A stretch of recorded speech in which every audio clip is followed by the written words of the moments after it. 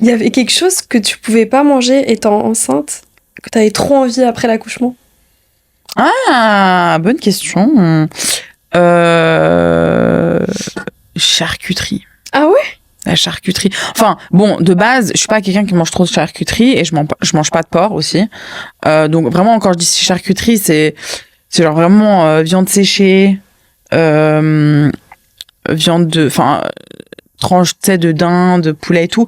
Alors, il y en a, elles mangent quand même quand elles sont enceintes, tu vois.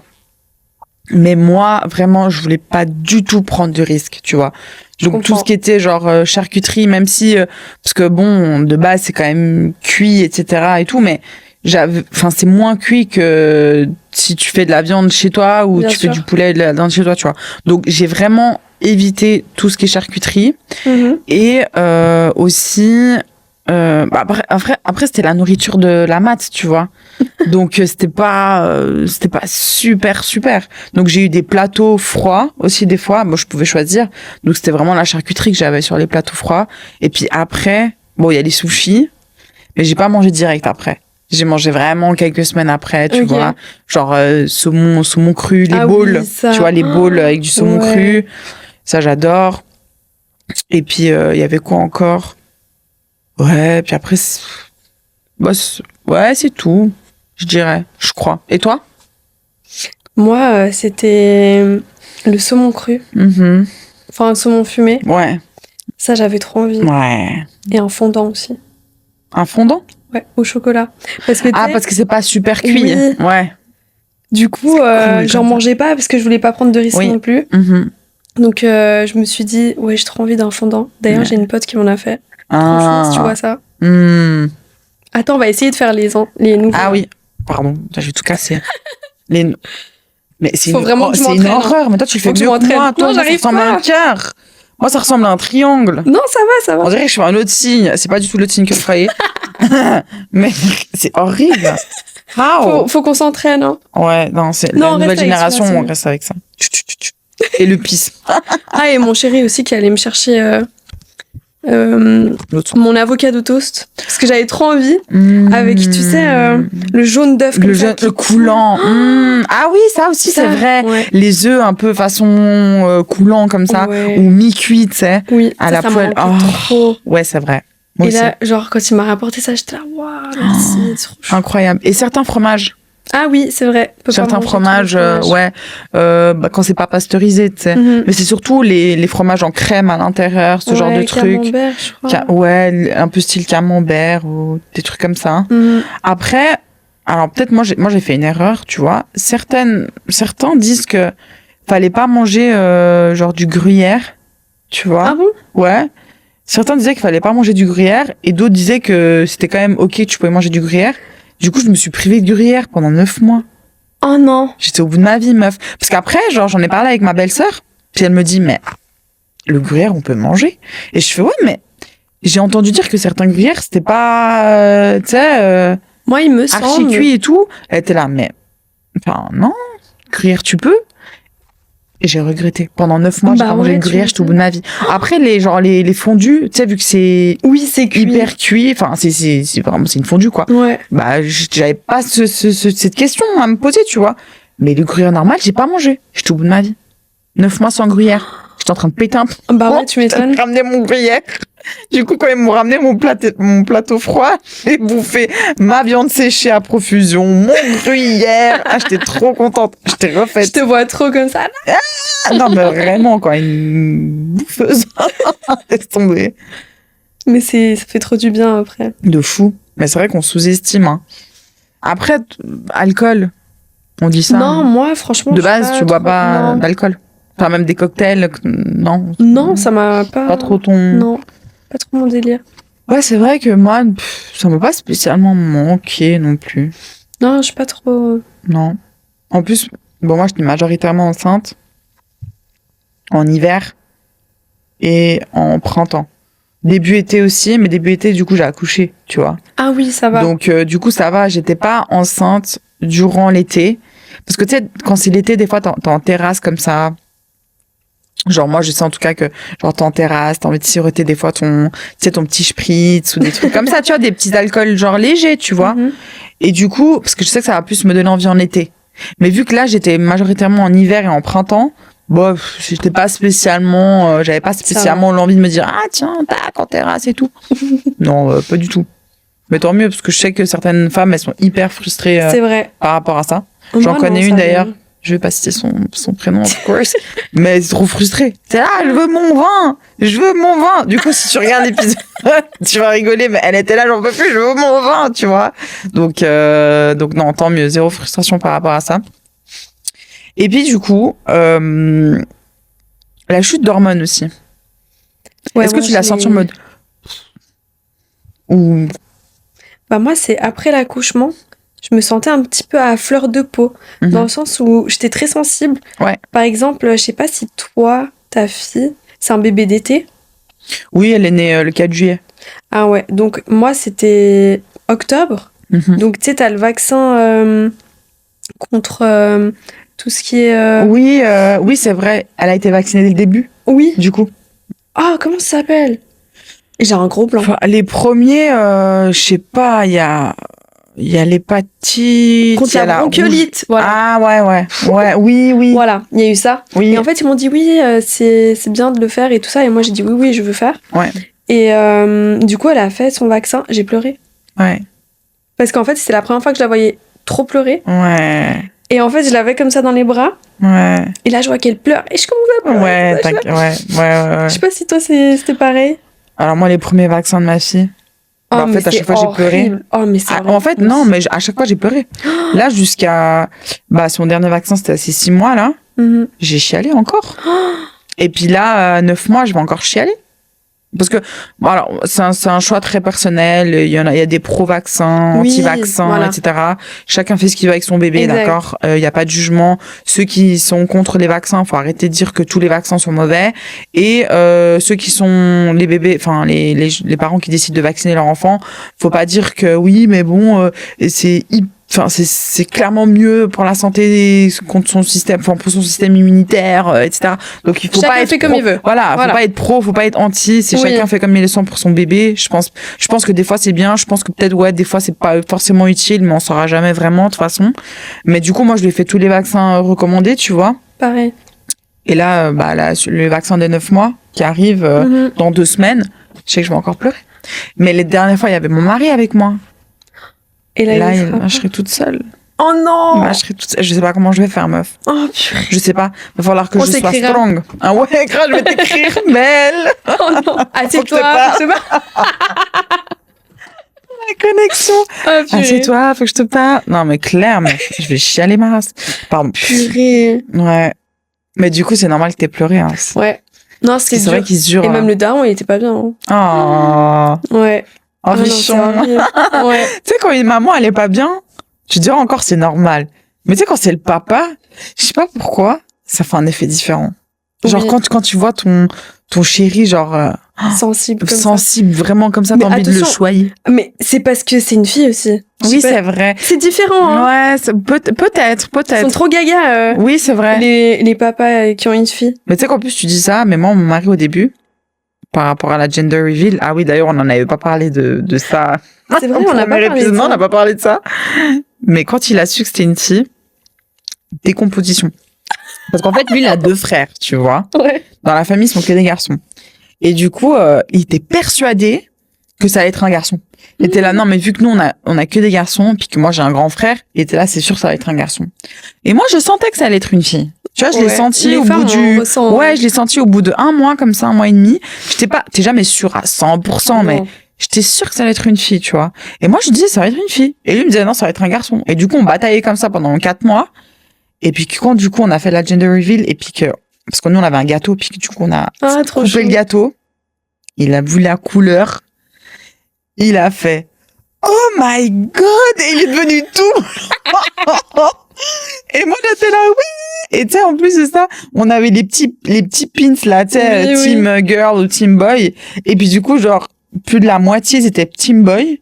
Et moi, on était peut-être 2-3 à faire team girl, tu vois. Wow. Du coup, tout le monde était persuadé que ça allait être aussi un garçon. Puis quand ils ont tous vu que c'était une fille, c'était là, oh, Mais quoi? Mais la surprise générale. Et du coup, mon mari était tout blanc comme ça. Puis après, il me disait, les jours d'après, en fait, il réalisait toujours pas. Il me disait, mais ça va être une fille. Ça va être une fille. Puis là, mais comment je vais faire? Comment je vais faire? Je connais pas une fille. Comment on fait avec une fille? On n'a pas de fille chez nous. Comment on fait et tout? Bah ouais, tu sais, il était tout, tu vois, il savait trop pas quoi faire. Enfin, il était tout paniqué comme ça. Puis maintenant, il me dit, mais purée, heureusement que c'est une fille, quoi. C'est trop mignon. Il me dit, c'est trop chou. C'est trop chou. Il est gaga de sa fille, tu vois. Purée, moi aussi, hein. Mais ils sont tous comme ça, j'ai l'impression. Au début, ils sont là, ils aimeraient que ce soit un boy, tu sais, parce que, voilà, foot, comme ça, foot, machin, puis comme ça, il va pouvoir protéger, si jamais, nanana. Puis après, quand ils rencontrent leur fille, ils passent du temps avec leur fille, ils sont là en mode, oh mon Dieu. Ouais, c'est fou. Je l'aime. Des fois même, ils nous oublient. Grave! Toi, ils t'oublient un peu des fois. Bien sûr. Bah, tu sais, quand j'ai ramené la petite, quand on est rentré de la mat, tu sais, on avait un rituel avant de dormir ou quand on se réveille, on se fait toujours un bisou, genre bonne nuit, etc.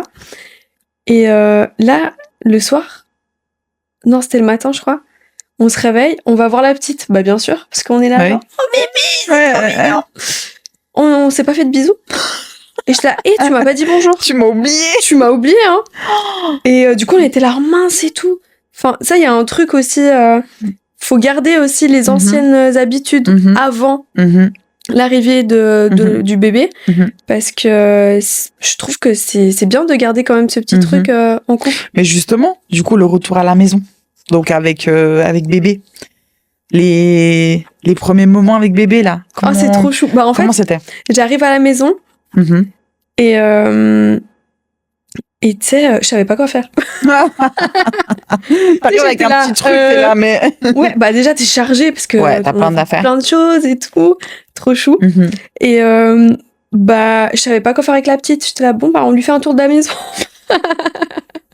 On fait un pâté, on fait la chambre, machin. Bon, elle dormait. Ouais. Après, bah, on l'a posée sur sa table à langer. Ouais. Et on a commencé à faire des photos. Bah oui. Des photos de de retour à la maison. Ouais. Et puis voilà. Non. Petite vie de bébé. Enfin, elle faisait que de dormir au début. Ouais. Et là, là, t'es pas au bout de tes surprises. Ah bah ouais, je pense bien. Tu sais, à chaque fois, en plus, moi, mon grand frère, enfin, avec ma belle-sœur, du coup, il y a mon neveu, il va faire bientôt 2 ans, tu vois. Et puis, genre, il me disait à chaque fois, mais tu verras, genre, de mois en mois, ça va être de plus en plus fatigant. Oui. Puis tu sais, je comprenais pas. J'étais, ouais, mais ça pourrait jamais être la fatigue comme au début.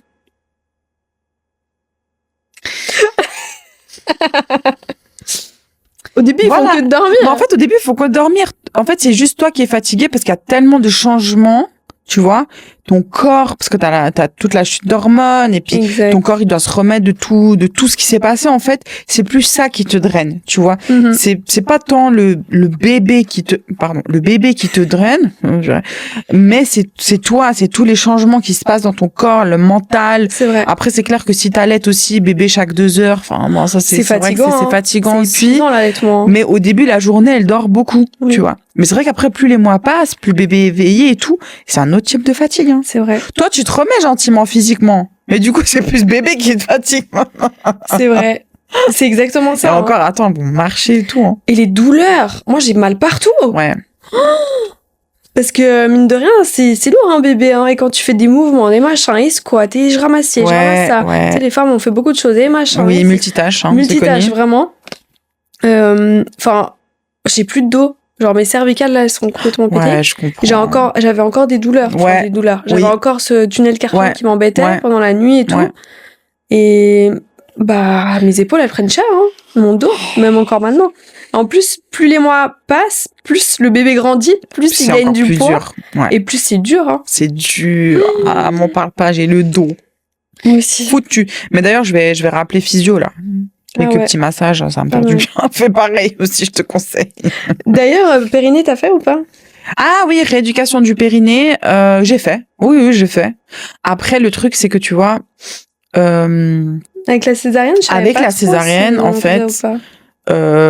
bon, dans tous les cas, tu dois faire une rééducation du périnée parce que dans tous les cas, même si t'étais enceinte, ou dans tous les cas, ton périnée, tu vois, il y a eu des mouvements, etc. Donc, dans tous les cas, il faut toujours faire que ce soit par voie basse ou césarienne, tu vois.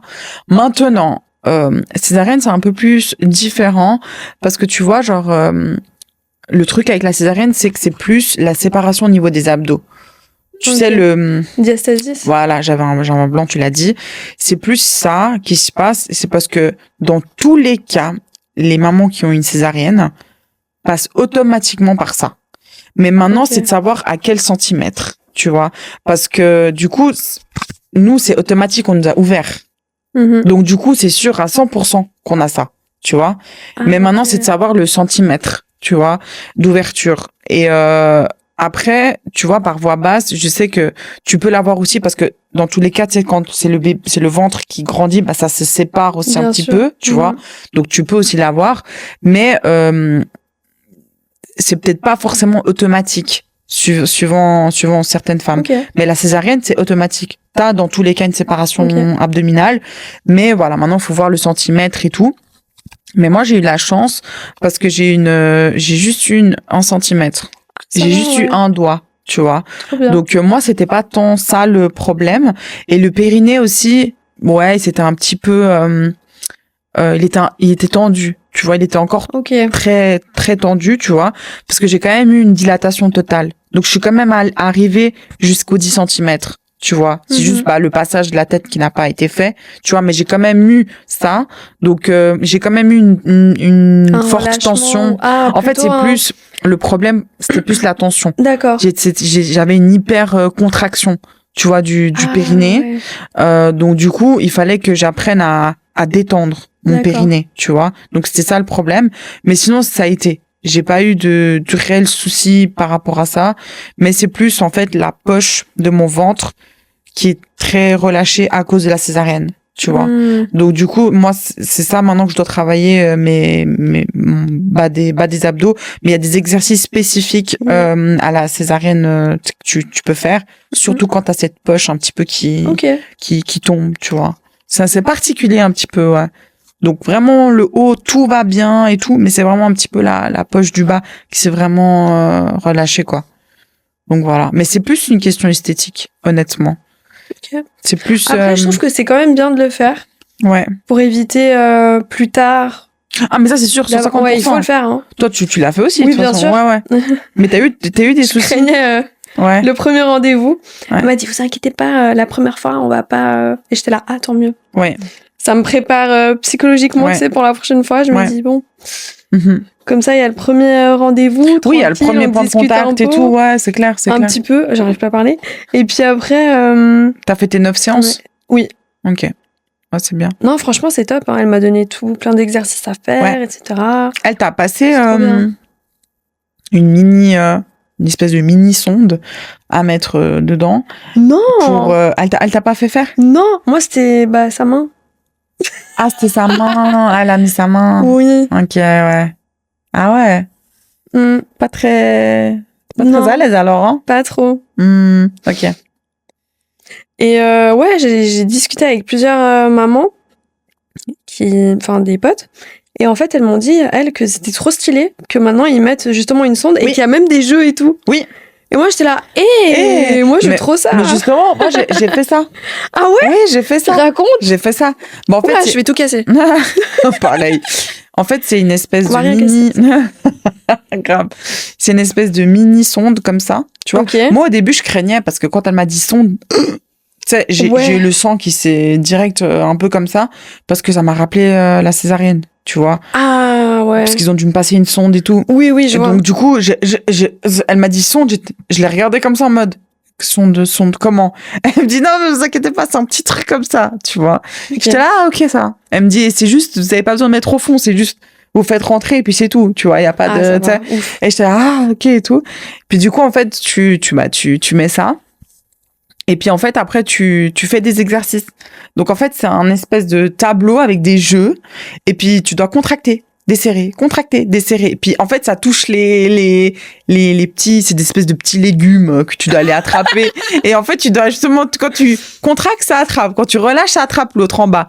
Hop, hop, hop. Et c'est comme trop ça, en stylé. fait. Et c'est ça qu'après, ils mesurent, tu vois, à quel point ton périnée, il se relâche, il se tend, il se relâche, il se tend. Et en fait, le but on va dire, l'objectif, c'est que ton périnée soit flexible et élastique. Ça veut dire que s'il faut tendre, tu tends. S'il faut relâcher, faut relâcher. Et pas que ça fasse genre, tu tends et puis tu relâches comme ça. Il faut genre tendre, relâcher. Tendre, relâcher, tu vois. Et du coup, c'est ça un peu l'enjeu de ce truc avec la sonde. C'est parce qu'en fait, ça veut dire qu'au moment où tu tends, ça attrape le légume en haut, et au moment où tu détends, ça attrape vite le légume en bas. Et il voit si ça met du temps à se relâcher ou pas. Franchement, ouais, mais en vrai, c'est assez drôle, hein. Genre, moi, quand je le faisais, c'était marrant. Ouais, c'était marrant, franchement. Mais c'est bien. Ça te permet de voir, en fait, à quel point c'est élastique, tu vois. Excellent. Et plus c'est élastique, mieux c'est pour toi. Excellent. Non, mais c'est bien. J'aurais trop aimé. Mais c'est dommage. Mais ouais, trop dommage. Parce que, t'as su ça après coup ou t'as pu demander avant?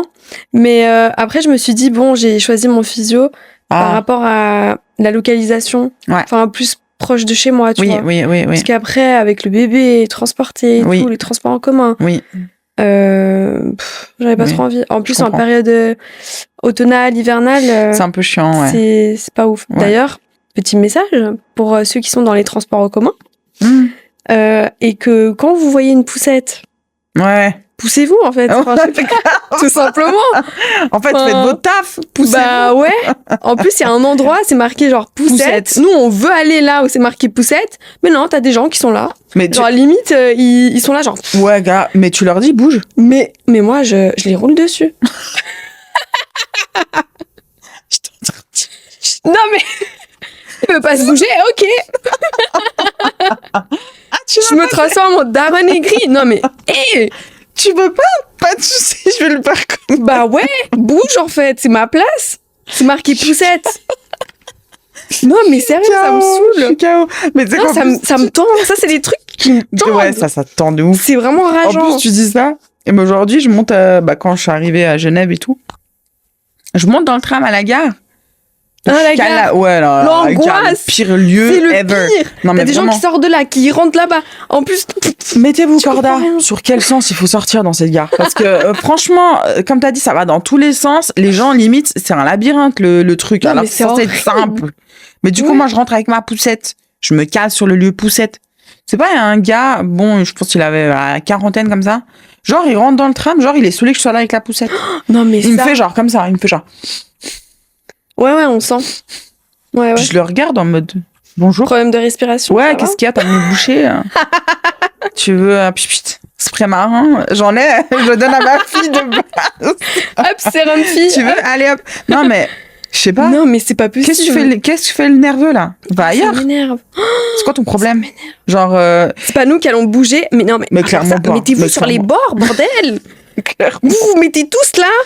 On va pas se décaler. Où tout le monde, ouais, grave. Tu sais, où tout le monde marche comme ça, et c'est nous, on doit être là avec la poussette, et non, eux, ils sont là, tranquilles. En fait, c'est ça. Putain, et c'est ça qui m'énerve en Suisse. Ça m'énerve. Je parle de la Suisse, je parle pas d'autres pays, parce que je ne sais pas dans d'autres pays. Ne serait-ce que big up aux pays nordiques, parce que vous savez faire avec les mamans et les enfants. Bref, anyway. Même les pères, ouais, voilà. Mais la Suisse. Mais en fait, c'est la maman avec son gosse qui doit s'adapter aux gens. Ouais. J'ai pas compris en fait. Moi, ce principe, je comprends pas. C'est pas normal. Alors, je dis pas que oui, maman, bébé, tout nous est dû, etc., machin. Mais en fait, à un moment donné, vous êtes bien né aussi de quelque part. Tu vois? Vous êtes né, et je crois que vous avez oublié que vous êtes, par où vous êtes sortis, en fait. Tu vois? Donc, à un moment donné, respectez un peu et adaptez les lieux pour les mamans et les enfants. Ça m'énerve en Suisse. Hein. Non, il y en a, c'est adapté. Par exemple, Balex. Ah oui, Balex. Bien, Balex. Balex, vous avez des places famille. Et ça, franchement. Ouais, mais tu sais bien. que. Mais. Vas-y. Non, vas-y, toi. Mais. Il y en a qui profitent de ces places. Et je vois pas de siège auto dedans. On contrôle. On est vénère. Non, mais parce que moi, je fais le tour comme ça et je me dis, il y a des places famille. Je vois quoi? Une dame qui vient. Il est où le siège auto? Elle est où la poussette? Il est où ton gosse? Il est où ton gosse? Il y a pas de gosse. En fait, ils profitent parce que c'est là où à côté, c'est plus proche. Ça m'énerve. Et nous, en fait, moi, je m'en fous que ce soit plus proche de l'entrée ou comme ça. C'est juste que pour ma fille, il faut que j'ai de la place pour la sortir. Ouais. Et en fait, ces places, elles sont adaptées pour faire sortir le siège auto, en fait. Ça m'énerve. Parce que tu dois prendre tout le machin avec ta fille dedans. Déjà, c'est super lourd. On se pète le dos. Ouais. En plus, tu dois mettre la poussette à côté parce que sinon, ton dos, il prend cher. Et puis, voilà. Enfin, tu dois mettre là. Mais non, il y en a. Ils se disent, oh, c'est plus proche. Ou genre, oh, j'ai trouvé ça trop à l'aise. Ils sont là et ils prennent la place. Mais tu sais, je me dis. Ça m'énerve. Ouais, mais tu sais, je me dis, vous avez pas de conscience. Non. Mais il est où le respect? L'égoïsme. Même ça. Mais tu sais, malheureusement, l'être humain est très égoïste. Hein. Très, très égoïste, tu vois. Et en plus de ça, tu parles de ces places de parking, mais tu sais que dans les cantons suisses allemands, ça fait longtemps qu'il y a ça. C'est vrai? Ouais, bah, parce que j'ai habitué à Zurich pendant 1 an et demi. Ah oui, c'est vrai. Et puis, j'étais étonnée parce qu'il y a même des places femmes. Quoi? Il y a des places femmes. C'est fou. Il y a des places famille et il y a des places femmes. Et en fait, moi, j'étais très étonnée parce que, tu vois, genre, les premiers mois, j'arrive à Zurich et tout. Je suis là, comme ça, dans les souterrains et tout, je veux me garer. Du coup, je vois un bonhomme féminin et je fais, mais, what? Je fais, genre, moi, là, comme ça, je peux aller me garer, là. Genre, ça, c'est spécialement, genre, dédié pour nous. Mais c'est fou. Pour moi. Et du coup, j'étais choquée. J'étais là, ah ouais, vous êtes un level au-dessus, hein. Mais d'un côté, je savais pas comment le prendre. J'étais là en mode, ouais, c'est vrai. Ça veut dire quoi? Ça veut dire quoi? Ça veut dire que on sait pas conduire? Ou ça veut dire que vous nous aimez tellement que, genre, vous nous faites une place exprès plus large, tu vois? Du coup, c'est à double tranchant. Mais moi, je préfère voir le verre à moitié rempli. Du coup, je me dis que c'est parce qu'ils nous aiment tellement qu'ils pensent à nous. Positif. Du coup, ils nous font ces places. Mais là-bas, ils sont plus avancés, tu vois. Clairement, à Zurich, par exemple, c'était plus avancé. Place famille et place femme. Sympa. Donc là, à Genève, j'ai pas encore vu des places femmes. Jamais vu. Il serait temps de s'y mettre. Dans d'autres pays, d'ailleurs. Si l'État de Genève regarde, passe pour cette vidéo. Je vous soumets l'idée de faire les places femmes. Tout le monde sera content. Les maris, les copains, les frères, les papas, tout le monde sera content. Vraiment. Aucune voiture abîmée. Non, mais voilà, ça, c'est vrai que c'est des aménagements comme ça qui faut penser, quoi. Mais tu vois. non, franchement, c'est trop bien. Mais en tout cas, transport, il y a, mais il y en a d'autres qui voient pas ou qui ferment les yeux, peut-être. Ouais. Déjà, quand j'étais enceinte, c'était le cas. Parce que c'est, en fait, t'as vraiment, j'ai encore vu et j'étais là, mais est-ce que j'avais bien vu quand j'étais enceinte? Et en fait, il y a vraiment le symbole d'une femme enceinte dans les places tram. Ah, sérieux? Il y a vraiment une femme enceinte. Je crois que j'ai jamais, est-ce que j'avais fait attention?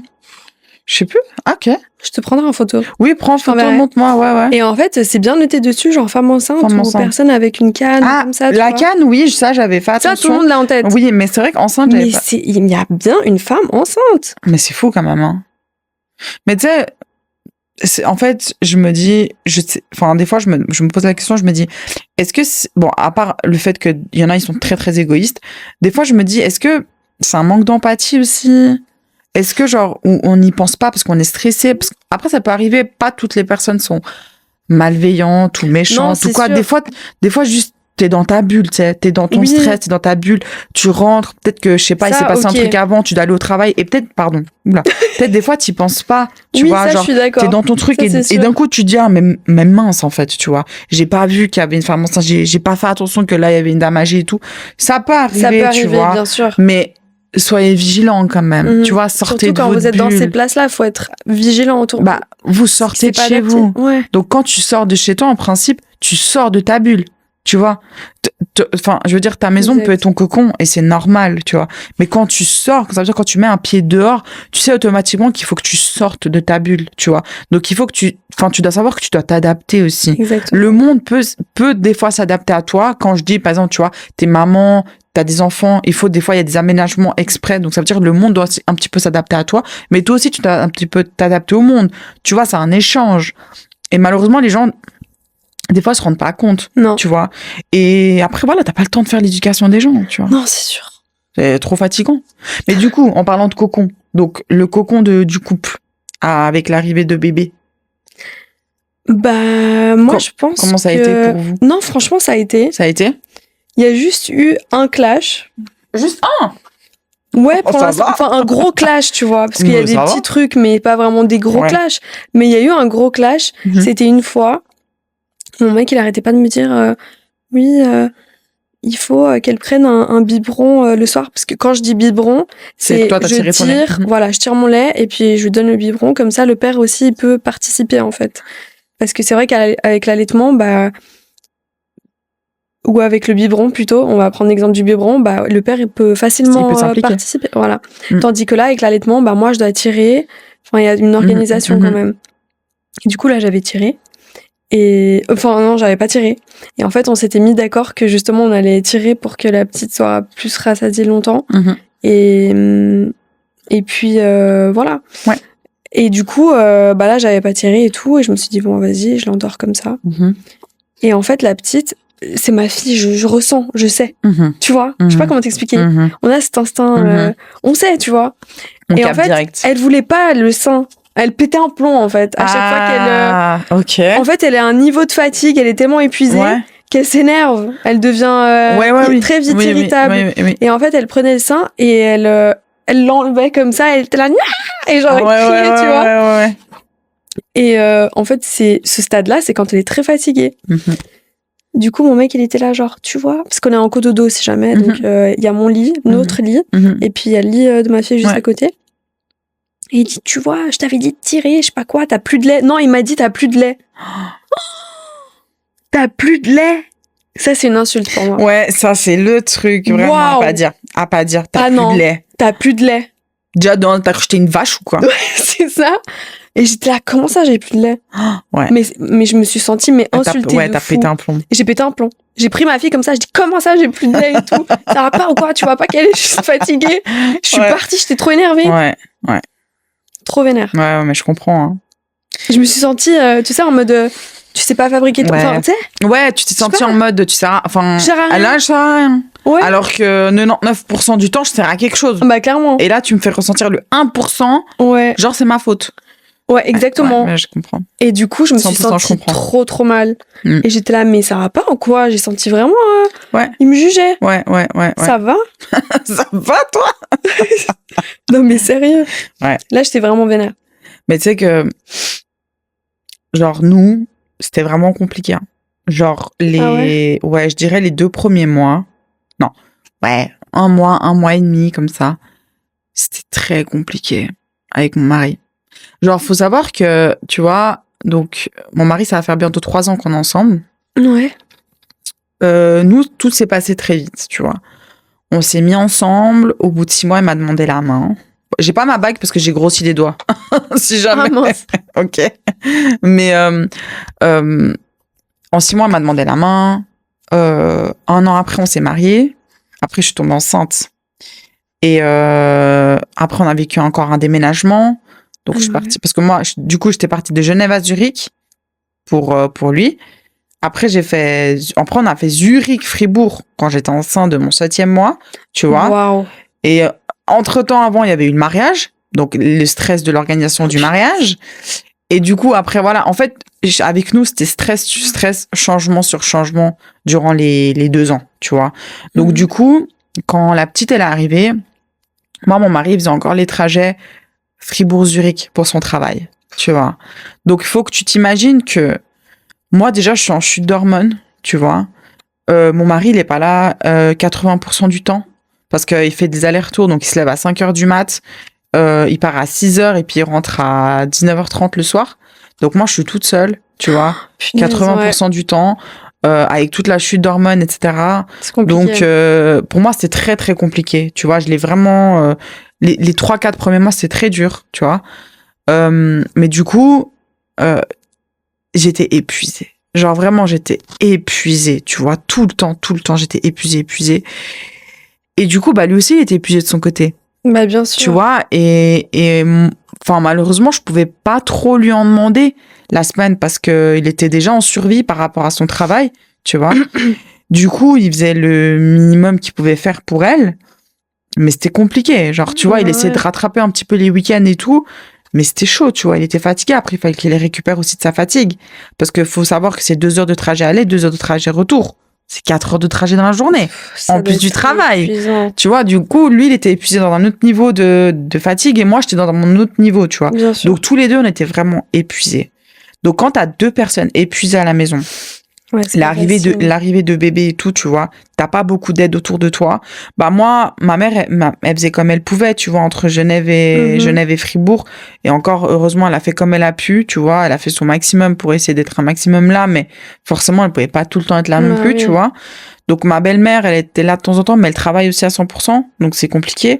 Donc voilà, j'étais seule, tu vois, donc c'était compliqué de pas avoir vraiment beaucoup d'aide autour de soi.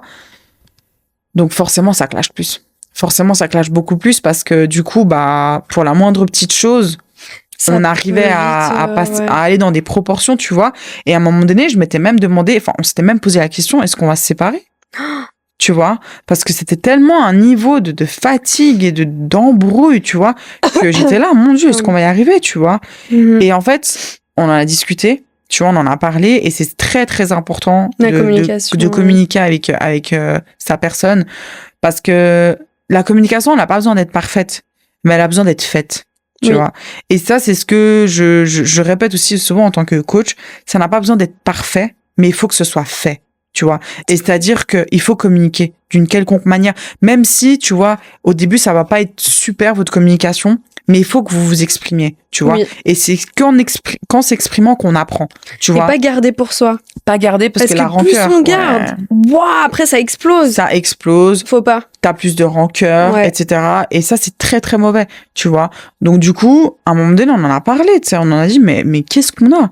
Qu'est-ce qu'on a? Parce que on s'est jamais autant embrouillé que quand ma fille, elle est née, tu vois. Et donc, j'étais là, mais c'est censé être les plus beaux jours de notre vie. Et en fait, on fait que de s'embrouiller, tu vois. Genre, pendant ma grossesse, je t'aimais plus que tout au monde. Et là, franchement, c'est pas que je t'aime pas ou que je t'aime moins, mais je me remets en question. Je suis là en mode, t'étais comme ça avant, j'ai pas compris. Ouais, tu vois, tu te poses je me suis posé ces genres de questions. Enfin, lui-même, il sait, on en a parlé, hein. Mais du coup, j'étais là, mais qu'est-ce qui nous arrive, tu vois? Et j'ai eu peur. J'ai eu une peur, mais tellement, monstrueuse.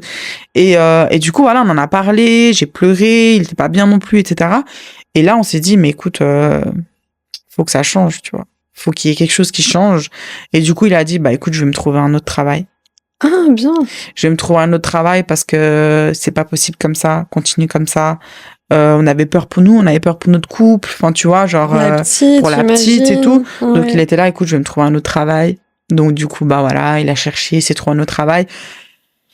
On va pas se mentir, entre le salaire d'une ville comme Zurich et d'une ville comme Fribourg, ça change, tu vois. Donc il fallait faire un sacrifice quelque part, tu vois. Donc on s'est plus dit, bon voilà, tant qu'on arrive à payer nos factures et faire comme on peut, on va le faire, tu vois. Ça fait un sacré coup, mais au final, c'est pour notre santé de couple, tu vois, et notre santé de famille, tu vois. Donc du coup, ben voilà, c'était ça. Il s'est dit, bah je vais me trouver un autre travail. Bon, chose dite, chose faite. Trop donc bien. Là, maintenant, il travaille, voilà, homme capable. Donc voilà, là, il travaille sur Fribourg. Donc voilà, mais il fallait qu'il y ait un changement qui se passe quelque part pour que notre couple, tu vois, aille pour le mieux et qu'on continue pas sur une mauvaise pente comme ça. Donc au final, je sais pas si ça va être réducteur ce que je vais dire, mais tout problème a une solution. Mais il faut trouver cette solution et il faut mettre à plat le problème. Tu vois? Vrai. Parce que c'est clair, toute chose peut se discuter et toute chose peut s'améliorer. Mais il faut être honnête. Il faut être honnête, tu vois. Il faut dire ça va pas, tu vois. Comme ça va pas.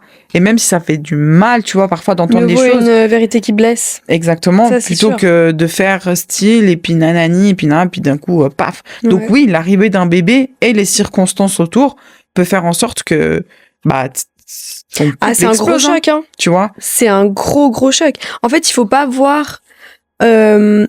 se voir, je dis, entre nous et notre conjoint, faut pas nous voir comme des adversaires. Ouais. Faut qu'on soit en équipe. Ouais. Et il y a pas de oui, moi je suis fatiguée, mais moi je suis plus fatiguée que toi parce que moi j'ai bossé, mais moi je me suis occupée toute la journée de la petite. En fait, c'est fatigant aussi. Enfin, c'est quand même un travail aussi, de s'occuper, de faire le ménage, de faire les petits pots pour la petite. On mériterait un salaire. Ouais, vraiment. Je te le dis, on mérite vraiment un salaire élevé. Hein. Entre le ménage, s'occuper de la petite, La distraire, faire des petites activités. Ouais. Ça, je savais pas trop quoi faire aussi avec au début. À part dormir. Les 2-3 premiers mois, je trouve c'est un peu. Ouais. À part essayer de lui donner des petits trucs à la main pour qu'elle essaie d'agripper, tu vois. Ouais. Il n'y a pas beaucoup de choses à faire au début. C'est vrai. Et puis, ouais, de s'entraider, de dire attends, je sens que t'es fatiguée, bah attends, je prends la petite. Ouais. Enfin, des choses un peu comme ça, quoi. Ouais. Et pas non, moi je suis fatiguée, c'est à toi de faire à manger. Enfin, pas des choses comme ça. Mais justement, tu vois, c'est pour ça que. Et c'est ça la principale source de problème, tu vois, avec mon mari au début, c'était que on comparait notre niveau de fatigue. Non, mais il faut pas. Tu vois. Mais en fait, ça venait instinctivement, ça venait naturellement parce que, en fait, t'es tellement à un stade où t'arrives plus à penser à deux. Tu veux penser à toi juste pour la survie. Pour la survie, exactement. Tu vois. Donc, du coup, c'est très dur de sortir de son individualisme. Mm-hmm. Mais ça veut pas dire égoïste, hein. Ça veut juste dire moi, à part entière, en tant qu'individu. Je suis fatiguée, je suis en survie. Tu vois. Surtout que tu dois t'occuper d'une autre personne. D'une tierce personne. Donc, exactement. Et qui peut que dépendre de toi, en fait. Exactement. Donc, voilà, il fallait sortir de son soi pour penser à deux. Tu vois. Et ce travail-là, cette transition-là, elle peut parfois être compliquée suivant l'environnement dans lequel tu es et puis ce qui se passe autour, tu vois. Mais, c'est très challengeant, tu vois. Mais une fois que tu réussis à le faire, tu vois, ça te donne confiance en ton couple, encore plus. Donc, lui et moi, on a développé une confiance encore plus, tu vois. Parce qu'on s'est dit, purée, on s'est sorti de ça, tu vois. C'est vrai. On est capable de tout faire ensemble, tu vois. On peut se clasher, c'est ok de se clasher tant que ça reste dans quelque chose qui n'est pas violent, autant verbalement que physiquement. C'est ok de se clasher, mais une fois que tu sors du clash et que tu te rabiboches et que ça va pour le mieux et que là, ton couple il fait comme ça, tu te dis mais c'est génial de vivre cette aventure avec lui ou avec elle. C'est vrai. Tu vois, en mode je l'aurais fait avec personne d'autre qu'avec toi. C'est vrai. Donc la vie de couple, c'est vraiment... Mais ça, de toute façon, on pourrait en faire encore un autre épisode. Il y a tellement de choses à dire.